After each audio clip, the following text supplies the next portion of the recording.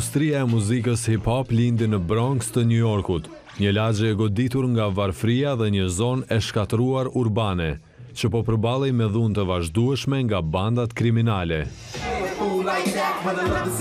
Tingujt e kësaj muzike përfaqësojnë një qytet në kolaps, por njëkohësisht me aftësi për t'u ripërtrirë, thot Mark Nason, profesor i historisë në Universitetin Fordham në Bronx.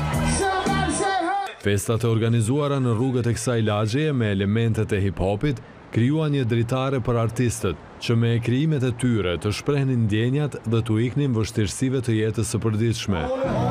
4 shtyllat themelore të hip-hopit, muzika e luajtur nga një DJ, rapi, vallëzimi i njohur si breakdance dhe mbishkrimet në mure ose grafitet, lindën në Bronx si një përgjigje kulturore, një komuniteti të braktisur nga institucionet, thot Rodrigo Venegas, i njohur me nofkën Rod Stars.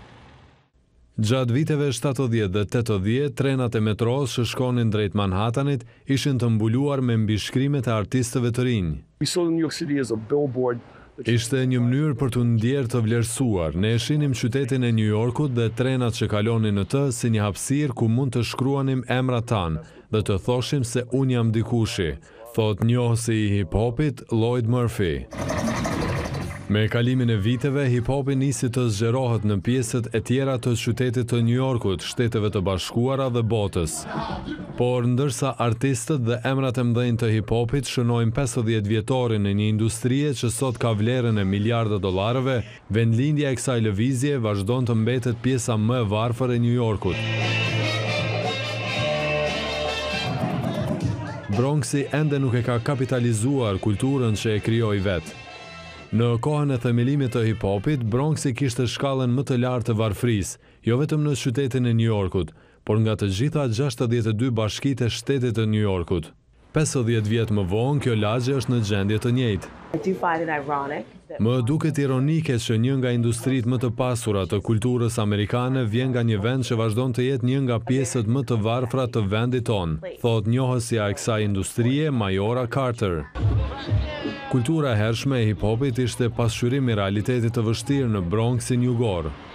Qyteti i New Yorkut në tërësi po përballej me krizën pas falimentimit në vitet 70, ndërsa Bronxi po vuante si pasojë e mungesës së investimeve dhe largimit të klasës së mesme.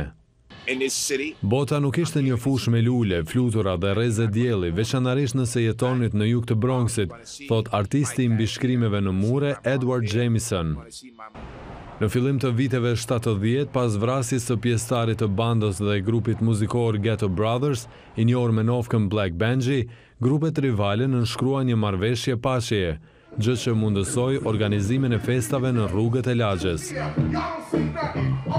Më 11 gusht të vitit 1973, artisti DJ Kool Herc organizoi një festë në shkollën e motrës së tij të vogël. Ai njihet si themeluesi i muzikës hip-hop. Në këtë ditë lindi një fenomen i ri muzikor. Këtyre fëmijëve nuk u kishte ngelur asgjë dhe ata krijuan diçka për t'i dhënë kuptim, drejtim dhe siguri jetës së tyre.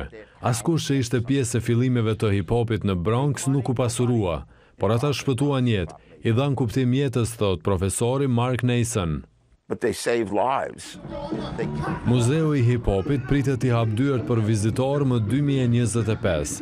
Banorët shpresojnë që ky muze të rrisë numrin e turistëve dhe banorëve të New Yorkut që vizitojnë Bronxin jugor, në mënyrë që kjo lagje më në fund të përfitojnë nga trashëgimia e hip-hopit.